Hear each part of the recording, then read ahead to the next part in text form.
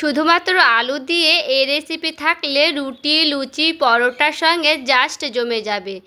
একবার হলো এই রেসিপি তৈরি করলে বারবার তৈরি করবেন, খেতেও কিন্তু ভালো হয়। বন্ধুরা, এইভাবে একবার হলে অবশ্যই বাড়িতে ট্রাই করে দেখতে পারেন। নমস্কার বন্ধুরা, অমৃতাদি কুকিং চ্যানেলে সবাইকে স্বাগত জানিয়ে আবারও হাজির হয়েছি। তো যে সকল বন্ধুরা ইউটিউব চ্যানেল থেকে দেখছেন তারা প্লিজ চ্যানেলটাকে সাবস্ক্রাইব করে আমার পাশে থাকবেন, আর যারা ফেসবুক থেকে দেখছেন তারা পেজটাকে ফলো করে রাখবেন। স্কিপ না করে পুরো রেসিপিটি দেখার অনুরোধ রইল। তো চলুন রেসিপিটি শেয়ার করা যাক। এখানে দেখুন বন্ধুরা, নিয়ে নিয়েছি আলু। এখানে আপনারা যেমন পরিমাণে তরকারিটা তৈরি করবেন তেমন পরিমাণে কিন্তু আলু নিয়ে নিতে পারেন। তো এই আলুটাকে আমি আগে থেকে সেদ্ধ করে নিয়েছি। তো এই আলুটার খোসাটা আমি খুব ভালো করে দেখুন ছাড়িয়ে নিচ্ছি, কারণ এই রেসিপিতে কিন্তু আলুটা আগে থেকে সেদ্ধ করা লাগবে। তো খুব ভালো করে কিন্তু আলুটাকে আমি সেদ্ধ করে নিয়েছি। তো খোসাটা কিন্তু আমি এখনই আমি ছিলে নেব, মানে খোসা সমেত কিন্তু সেদ্ধ করেছি। হয়ে গেছে। দেখুন খোসাগুলো কিন্তু খুব ভালো করে ছাড়ানো হয়ে যাচ্ছে। তো সবগুলো আমি খোসা এইভাবে ছাড়িয়ে নিচ্ছি, তারপরে ফিরে আসছি। আর এখানে দেখুন সবগুলোই কিন্তু আলু আমরা খুব ভালো করে খোসাটা ছাড়িয়ে নিয়েছি। তো সবগুলো কিন্তু খোসা ছাড়ানো হয়ে গেছে। এখানে দেখতে পাচ্ছেন কতটা সুন্দর করে কিন্তু আমি আলু খোসাগুলো ছাড়িয়ে নিয়েছি, যেহেতু আলু সেদ্ধ হলে কিন্তু খুব ভালো করে খোসাটা ছাড়ানো যায়। আর এখানে একটু ভালো করে কিন্তু আমি কেটে নিচ্ছি, মানে একটু ছোটো ছোটো করে কেটে নিচ্ছি আলুটাকে। তো দেখুন একটু দেখে নেব ভেতরটা কেমন আছে তার জন্য। তো এইভাবে একটু একটু করে আমি কেটে নিচ্ছি। তো চাইলে আপনারা নাও কাটতে পারেন, আর কেটে নিলেও কিন্তু খুব ভালো হবে। তো এইভাবে কিন্তু আমি একটু কেটে নিলাম। তো সবগুলো আলু কিন্তু এইভাবে কেটে নেব, খুব ছোট ছোট করব না, 2-3 টুকরো করে নিলেই কিন্তু খুব ভালো করে হয়ে যাবে। তো এইভাবে কিন্তু সবগুলো আলু আমি এইভাবে খোসাগুলো সবগুলো আলু কিন্তু এইভাবে আমি কেটে নিচ্ছি। এখানে দেখুন আমার সবগুলো আলু কিন্তু খুব ভালো করে কাটানো হয়ে গেল।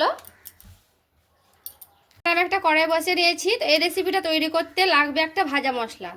তার জন্য নিয়েছি 2টো শুকনো লঙ্কা।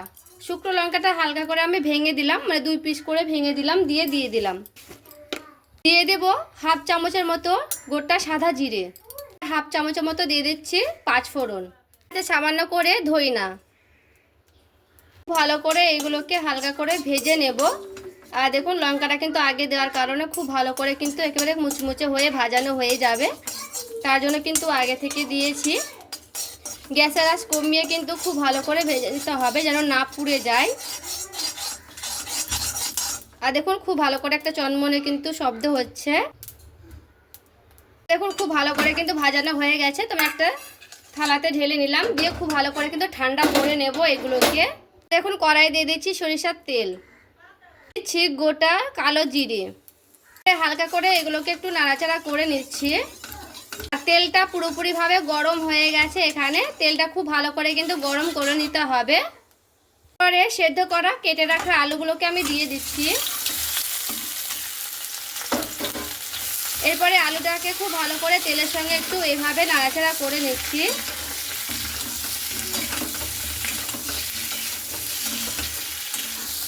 এরপরে 1 মিনিটের মতো একটু নাড়াচাড়া করে নিতে হবে, মানে ভাজা ভাজা করে নেব এই আলুগুলোকে। দেখুন কড়াই গায়ে কিন্তু যেহেতু সেদ্ধ করা আলু, এটা কড়াই গায়ে কিন্তু হালকা করে লেগে যাবে। তো এইভাবে হালকা করে আমি নাড়বো, আর এইভাবে একটু ভেজে নেব আলুটাকে। এরপরে দেখুন দিয়ে দিচ্ছি অল্প পরিমাণে লবণ। লবণটা যেমন পরিমাণ লাগবে তেমন কিন্তু দিয়ে দিতে হবে, তো একটু কম দিতে গেলেই ভালো হবে। দিয়ে দিচ্ছি হলুদের গুঁড়া পরিমাণ মতো, কাশ্মীরি লঙ্কার গুঁড়া। এরপরে খুব ভালো করে এগুলোকে দিয়ে একটু নাড়াচাড়া করে নিচ্ছি। এরপরে খুব ভালো করে কিন্তু একটু নাড়াচাড়া করে নেব। এখানে আমি গ্যাসের আঁচটা কিন্তু বাড়িয়েই রেখেছি।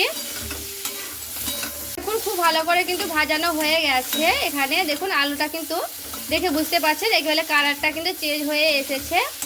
তো এরপরে এখানে দিয়ে দিতে হবে জল। এরপরে জলটা দিয়ে খুব ভালো করে একটু নাড়াচাড়া করে নিচ্ছি। জলটা একটু বেশি দিচ্ছি, কারণ এটা হালকা শুকনো শুকনো হয়ে যাবে, যেহেতু এটা আলুর শুধু তরকারি হচ্ছে তার জন্য। তো এরপরে জলটা দিয়ে হালকা করে একটু আমি নাড়াচাড়া করে নিলাম। তো ফুটতে দিয়ে দিচ্ছি খুব ভালো করে। এখানে খুব ভালো করে কিন্তু ফুটিয়ে নিতে হবে।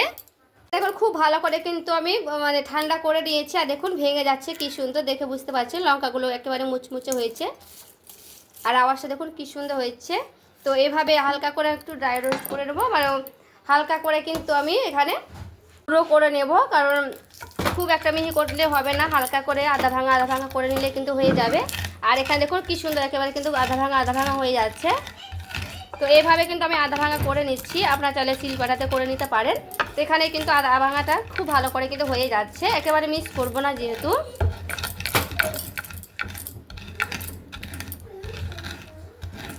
এখানে দেখুন খুব ভালো করে কিন্তু আমার আধা ভাঙাটা করানো হয়ে গেছে। তো এখানে আমি উঠে নিচ্ছি একটা বাটিতে, সেই থালাটাতে কিন্তু আমি উঠে নিলাম। আর দেখুন খুব ভালো করে কিন্তু হয়ে গেছে। এখানে দেখুন খুব ভালো করে কিন্তু ফুটে গেছে, আর এখানে তেলগুলো ছেড়ে গেছে। তো যেহেতু এখানে আলুগুলো সেদ্ধ করাই আছে, তো বেশি ফুটাতে হবে না। তো এখানে দেখুন আলুটাকে আমি একটু আধা ভাঙা করে নিচ্ছি, মানে এইভাবে ভেঙে দিচ্ছি, তাহলে আলুটা একটু মাখো হবে তার জন্য। তো দেখুন এইভাবে কিন্তু একটু খুন্তি দিয়ে করে নিলে খুব ভালো হয়ে যাবে, মানে ভালো মতো হয়ে যাবে। তো খুব একটা ভেঙে দেবো না, দু একটা আলু একটু মানে ভেঙে দেবো শুধু, তাহলে কিন্তু হয়ে যাবে। সবগুলো আলু কিন্তু ভেঙে দিতে হবে না, দু একটা ভেঙে নিলেই কিন্তু একটু মাখো হয়ে যাবে। তো দেখুন খুব ভালো করে কিন্তু আমার একটু নাড়াচাড়া করানো হয়ে গেছে।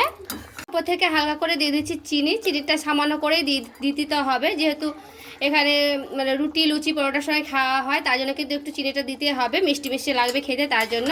তো চিনিটা দিয়ে একটু হালকা করে এভাবে নাড়াচাড়া করে নিচ্ছি, কারণ চিনিটা গলা পর্যন্ত একটু ফুটিয়ে নেব।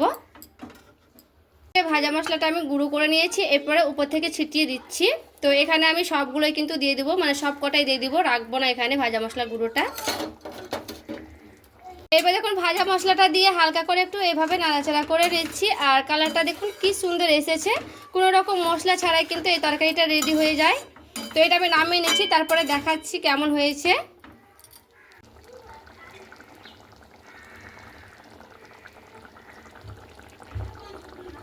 এখানে দেখুন বন্ধুরা রেডি করে নিয়ে চলে এসেছি, আর দেখতে দেখুন কতটা লোভনীয় হয়েছে রেসিপিটি।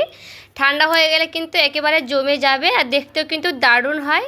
তো আজকে আলু রেসিপি ভালো লেগে থাকলে প্লিজ লাইক করবেন, চ্যানেলটিকে সাবস্ক্রাইব করে আমার পাশে থাকবেন।